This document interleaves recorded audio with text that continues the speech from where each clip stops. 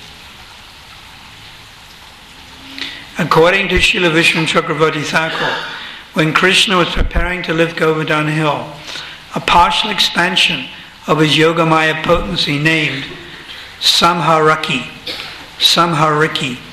temporarily removed all the rain from the sky, so that as Krishna ran swiftly from the porch of his house to the mountain, neither his turban nor other garments got wet.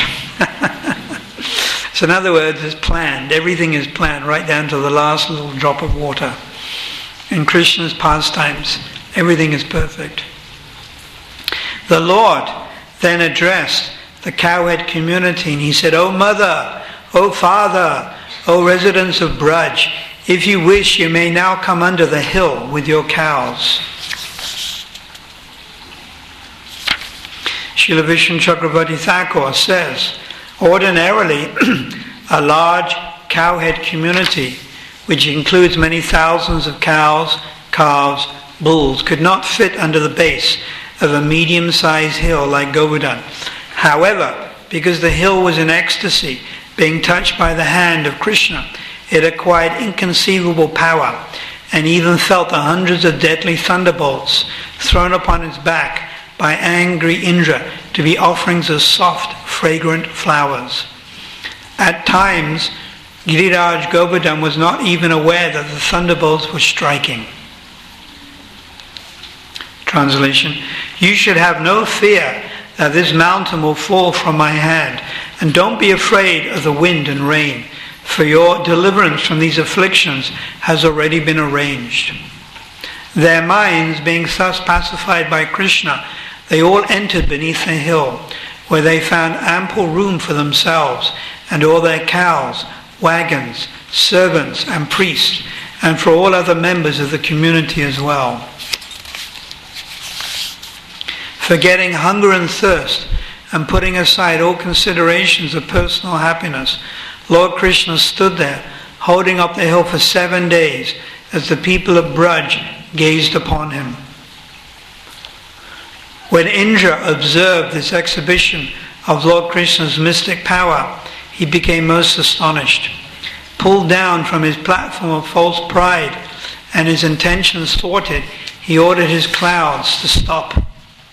Seeing that the fierce wind and rain had now ceased, the sky had become clear of rain clouds, and the sun had risen, Lord Krishna, the lifter of Govardhan Hill, spoke to the cowherd community as follows: "My dear gopis, my dear gopas, please go out with your wives, children, and possessions. Give up your fear. The wind and rain has stopped, and the river's high waters have subsided." After collecting their respective cows and loading their paraphernalia into the wagons, the cowherd men went out. The women, children, and elderly persons gradually followed them. While all living creatures looked on, the Supreme Personality of God had put down the hill in its original place, just as it had stood before.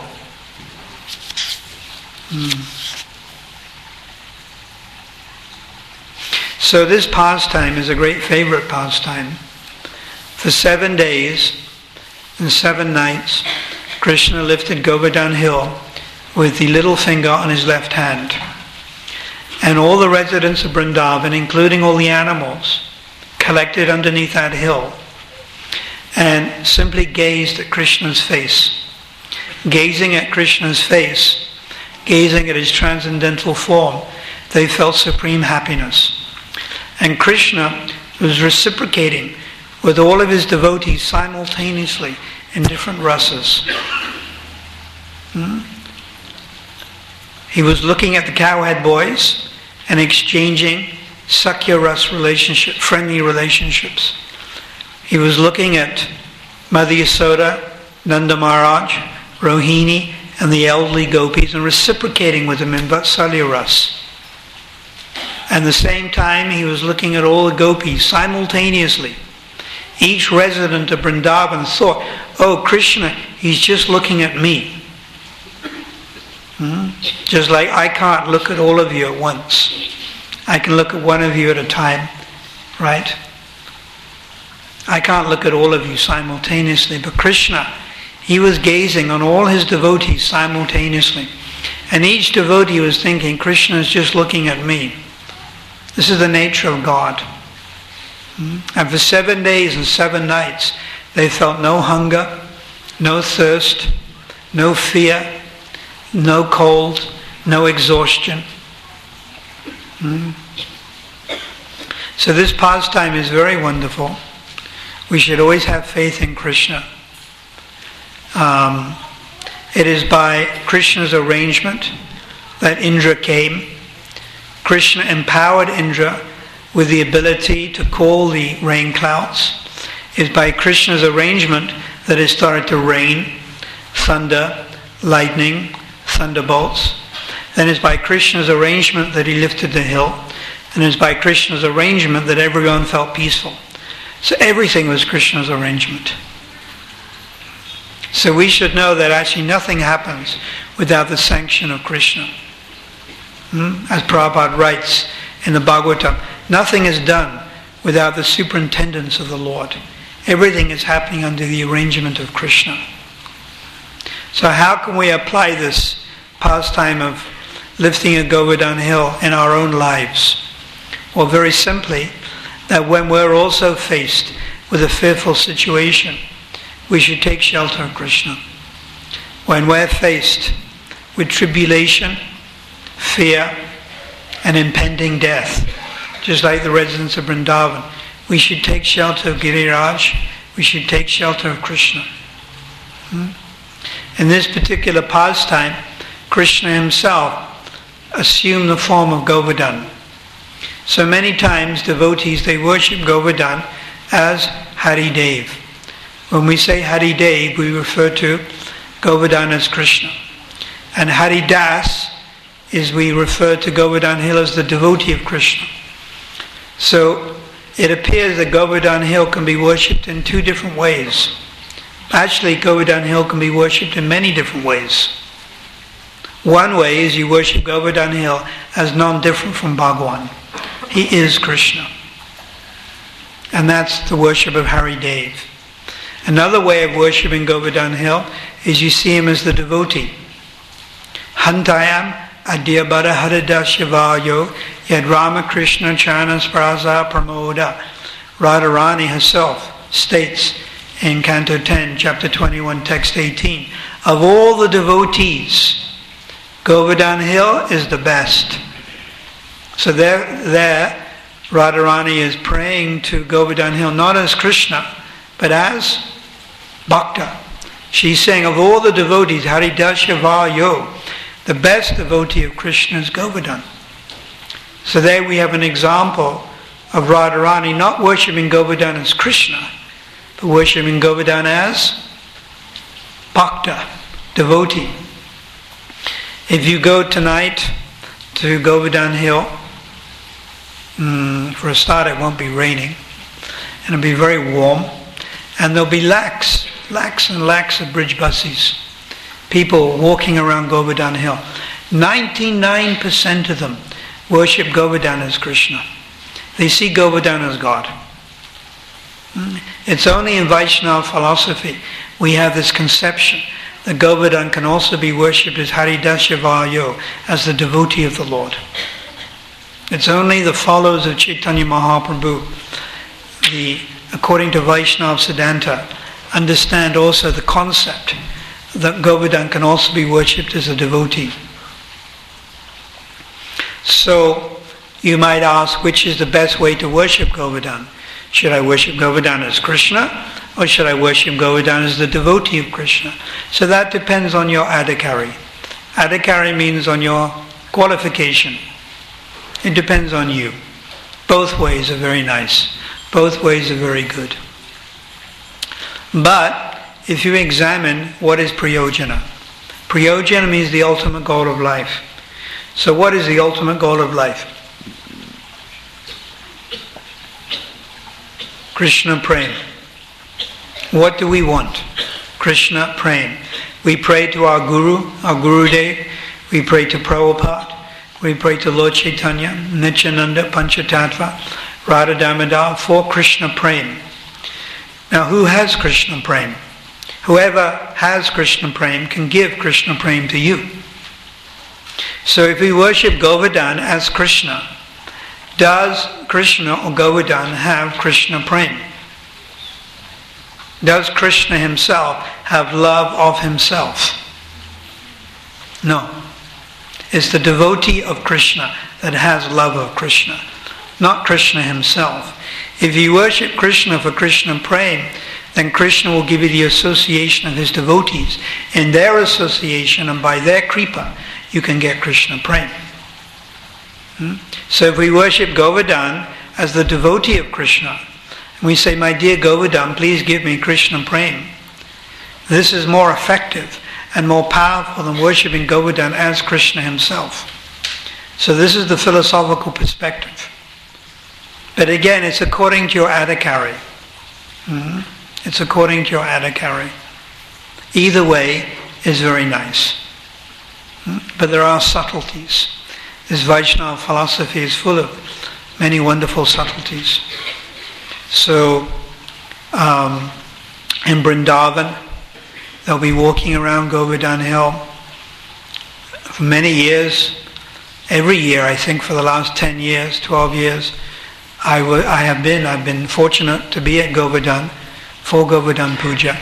Sometimes I would go down to the Prikrama trail and just sit there and chant and watch the people walk by. Just to look at them is so interesting. Such an interesting collection of people.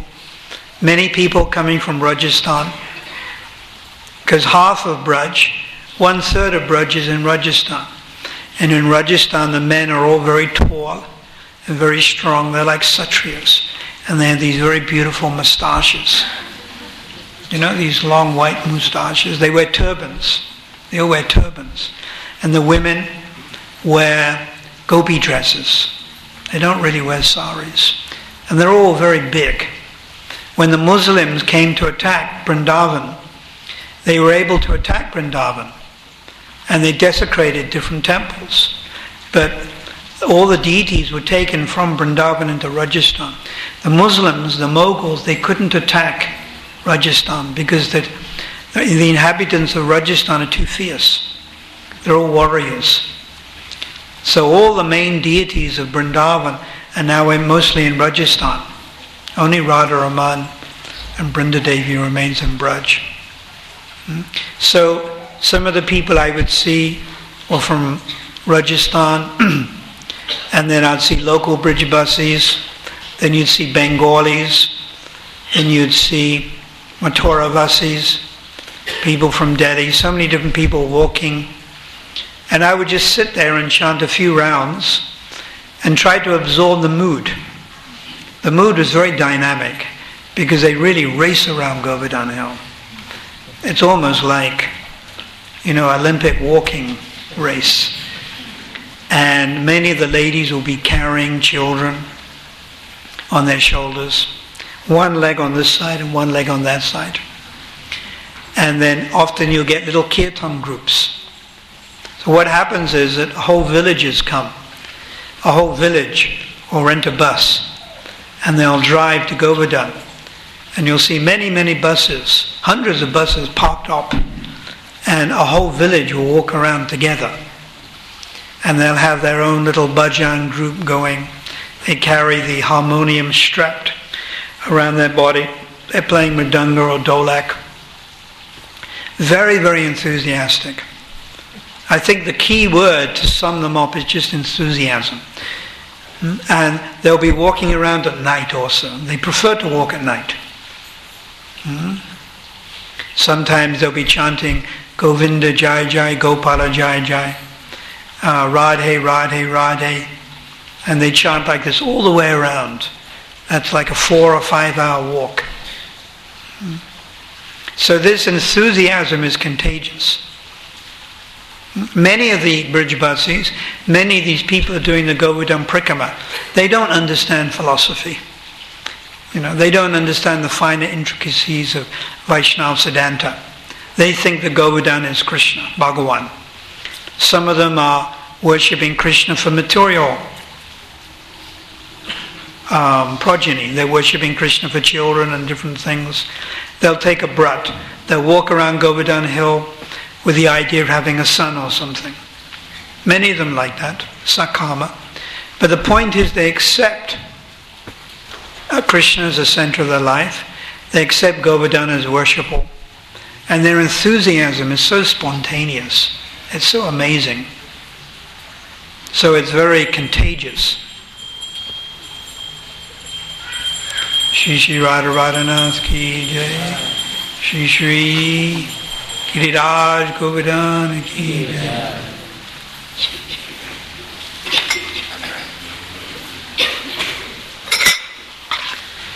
So this is a wonderful occasion, and we're going to do the same thing. Shortly, we'll walk around Govardhan Hill. We walk in a clockwise direction. And we'll chant. Just imagine you're a Govardhan. I remember the first time I walked around Govardhan Hill, I went with Dina Bandhu. And Dina Bandhu Prabhu, maybe the second or third time, but it was about 1989. And we went at night on the first day of Kartik, and it was warm. And Dina Bandhu pointed out to me, he said that the moon is cooling. The moon's rays are cool. And to prove it, he said, you see this sand. Now, some of the sand is in a shadow.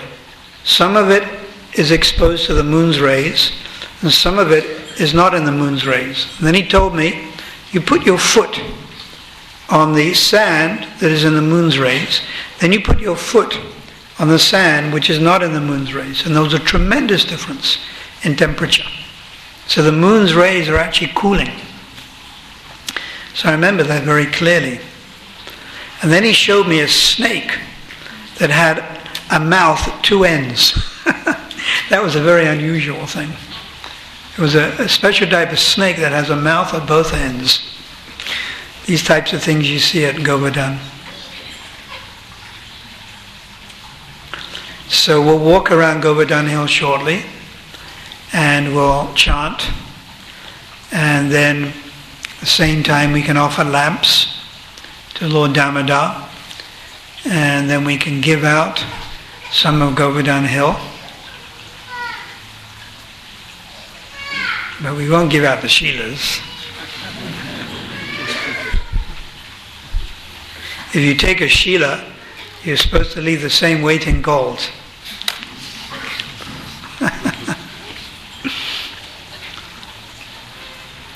So first question I've answered, is Govardhan worshipped as Krishna or a devotee of Krishna? Depends on you. Depends on your adhikari, but I did explain the Siddhanta. It's also very interesting that when Srila Prabhupada, just before he left his body, was celebrating on Friday Prabhupada's disappearance. So a few days before Prabhupada's disappearance, November 14th, 1977, Prabhupada wanted to go on Prikrama. He wanted to go. And he told some of his disciples, arrange the cart, bullock cart, arrange. So some of them started arranging. It was Hamsaduta Maharaj, Lokanath Maharaj. They started to arrange. And then there was another group of disciples, Tamal Krishna Maharaj, Bhakti Chi Maharaj, Bhavananda Maharaj. They thought, no, if you go, Prabhupada, in this old age, and it's so, the journey is so arduous, and surely you may leave your body. So they were put into complete anxiety. But Prabhupada's desire was to go around Govardhan Hill. He even wanted a Kinshana Krishnadas Babaji Maharaj to come with him, to walk around, to go around on bullock cart, Govardhan Hill. So it seems that Govardhan Puja is very much a part of Prabhupada's disappearance, because Prabhupada wanted this just before he left his body. What is the basic principle of human civilization? in order for civilization to be called human, Atata Brahma Jignasya, there should be inquiry into the absolute truth. If there is no inquiry into the absolute truth, it's not human civilization. This is according to Vedanta Sutra. So there has to be conscious, ongoing inquiry into the absolute truth, the source of everything that exists, the Creator, and our relationship with the Creator. There has to be some inquiry into what we're doing here, purpose of life, what happens at the time of death. If we've assumed the human form, but we don't make these inquiries, then we're not human beings. We're two-legged animals. So according to the Vedanta, the thing which distinguishes animal from human is in human life there is an inquiry. Tato Brahman Jignasya, there is inquiry into Brahman or spiritual life. So that is the qualification of human civilization. So in South Africa, the majority of people are not making this relevant inquiry. Therefore, the majority of people are actually on the animal level, subhuman. Throughout the world also, there's not really human civilization. It's animal civilization. And Prabhupada says animals can rarely do good to each other. So you see the human beings simply fighting. Is it not? So many wars are going on right now. Friction, fighting, violence, killing each other, greed, lust, anger. These are not human qualities. You expect greed, lust, anger, violence. You expect this from the animals. But a sensitive human being should rise above these things. So this is Srila Prabhupada's message, to make inquiry into God, and then you qualify as human being. Question 3. In the Nectar of Devotion it is stated that Krishna worships the cows on auspicious occasions, such as Gopastami and Govardhan. Could you explain what is Gopastami? Well, Astami means 8. So Gopastami means 8. It's a function where one worships the cows for 8 days. Cows are always worshipable. You see this in India. Cows are given respect. Even in Delhi, you'll see cows on the main road, and people, they drive around the cows. And if by accident you hit a cow, you never stop. Because if you stop, you'll be killed. They'll kill you. You just carry on driving. If by accident some or other cow is hit. There's so much sentiment for cow protection. So cows are respected because they give milk. And milk is so important in human civilization. And Prabhupada has said it is inhuman. We live on milk. We need milk. The mother's milk, and later we need milk from the cow. Then to turn around and kill the cow, or to be part of the process that kills cows, it's inhuman. It's not even civilized. Prabhupada said worse than animal. Prabhupada very strongly stresses on this. It's worse than animal. Because human being is supposed to be a little bit intelligent. Supposed to know right from wrong. When the animals, you don't blame them from engaging in sinful activity. For an animal doesn't get a reaction for being sinful. Because what do you expect from animals? If a dog bites another dog, it doesn't get a reaction, because you expect that. But if a human being bites a dog, that human being gets a reaction, because a human being is supposed to know better. With intelligence comes responsibility. We've been given intelligence. With that comes responsibility. We have to act properly. The animals don't have that developed intelligence, therefore they're not responsible. You can't hold an animal responsible for its activities. You can't hold a young child responsible. When a child is less than 5 years old, you can't hold the child responsible. If the child does something naughty, you're not supposed to You're not supposed to be violent towards the child because the child doesn't know right from wrong. It's only when the child gets older the child begins to discriminate. So human beings should be able to discriminate between what is right and what is wrong. Approximately how high was Govardhan Hill? Well, approximately how high when was Govardhan Hill?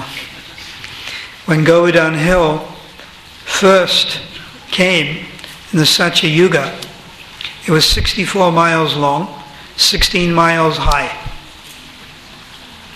and 40 miles wide. 2 yojans high. A yojan is 8 miles. 16 miles high. Even now, in Braj, of course it may be exaggeration, but some of the old residents of Vrindavan, some of the old men, they will say, I remember a time when Govardhan Hill was so tall that it used to cast a shadow on Mathura. And Mathura is a good 20 kilometers away. I think they're exaggerating.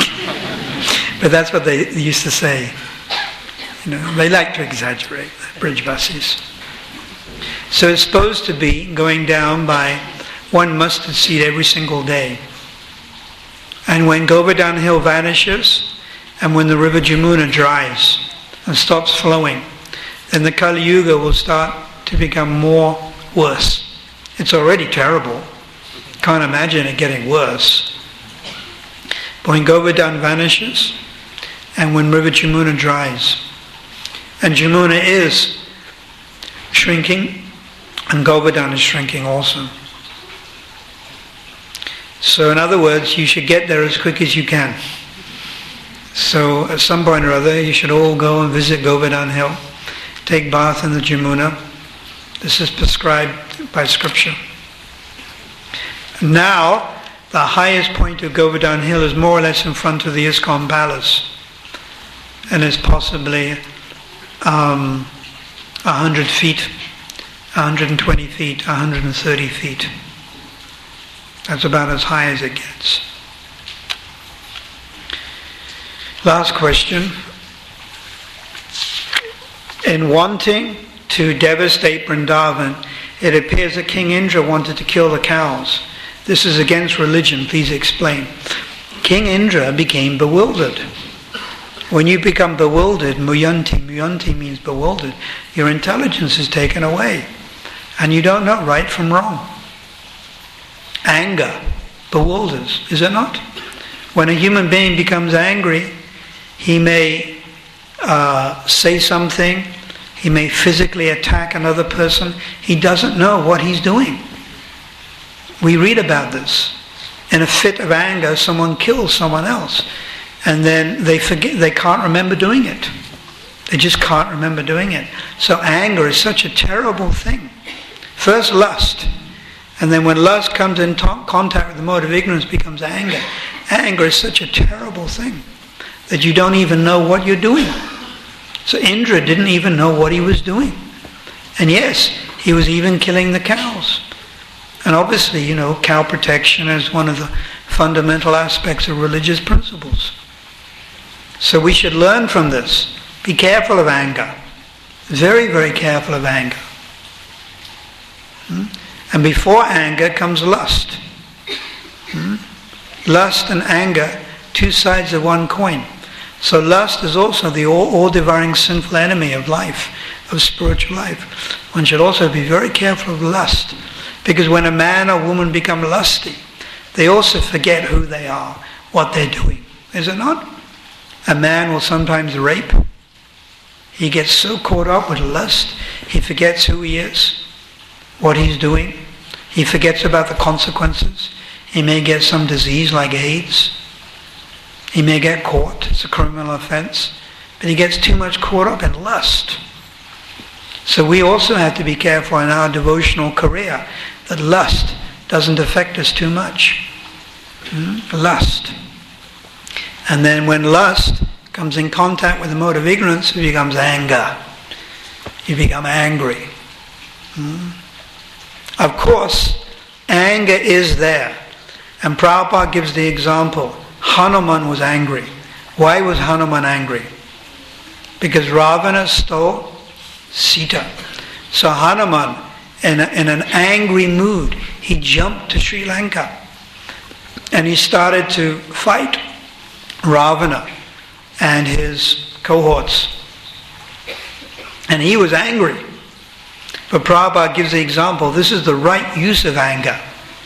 If anger is directed against the demoniac people, this is correct use. And then Prabhupada gives another example of anger. When Lord Nityananda was attacked and blood was flowing from his forehead, Lord Chaitanya, who's the perfect devotee, became angry. So anger can be there. But it's also very dangerous. Anger is like handling a knife. You can play with a knife, you're going to get cut. You've got to be very, very careful with anger. Very careful. Because you play with fire, you can get burned. But anger is an emotion which can be used in the service of the Lord. And lust can also be used in the service of the Lord. You can have a great attachment to serving the Lord. You can call this lust. And this is exemplified by the gopis. But their idea was simply to please Krishna. So that's called prem. And in the material world, that same prem, when it's contaminated, is called lust. The example is gold and iron are both metal. But one is valuable and one is useless, almost. So prem is very valuable. It is the excessive desire to please Krishna. The lust, the desire to please Krishna, is called prem. But when that same lust is adulterated with material energy, then it's a desire to satisfy yourself. And that is called lust. A desire to enjoy yourself. My own senses, I want to enjoy. So lust and anger can be used in the service of the Lord. This is confirmed in 7th Canto, chapter 1.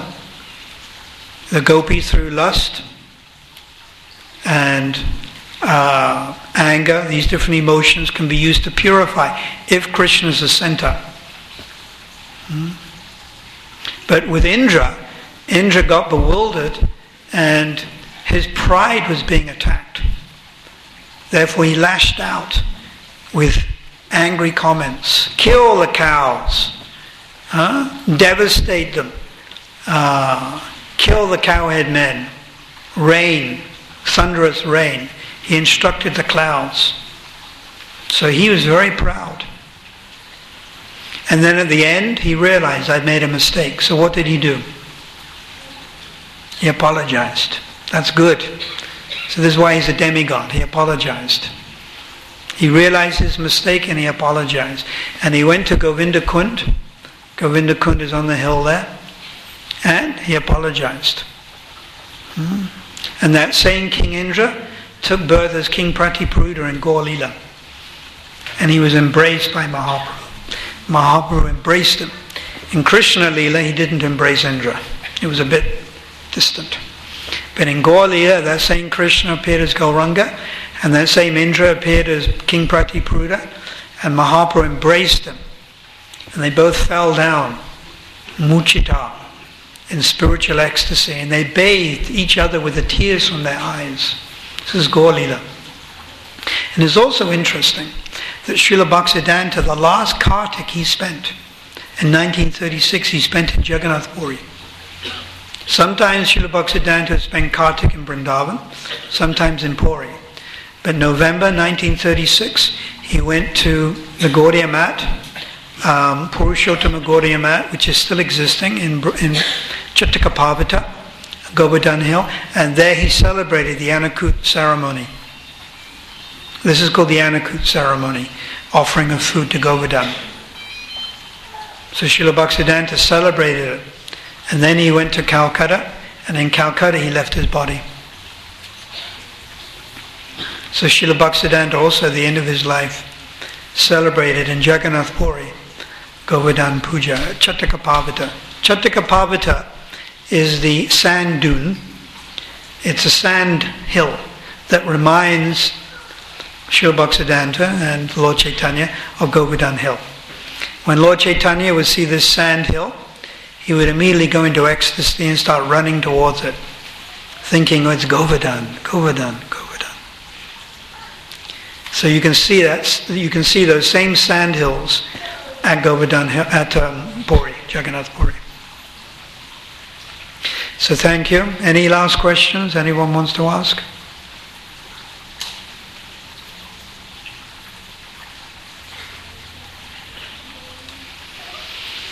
Any announcements?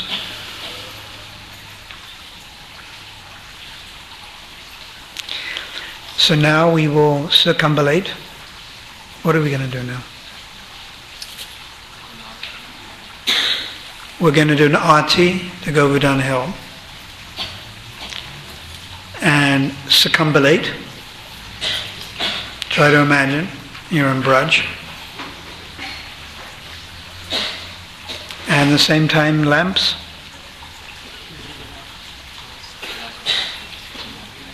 Huh?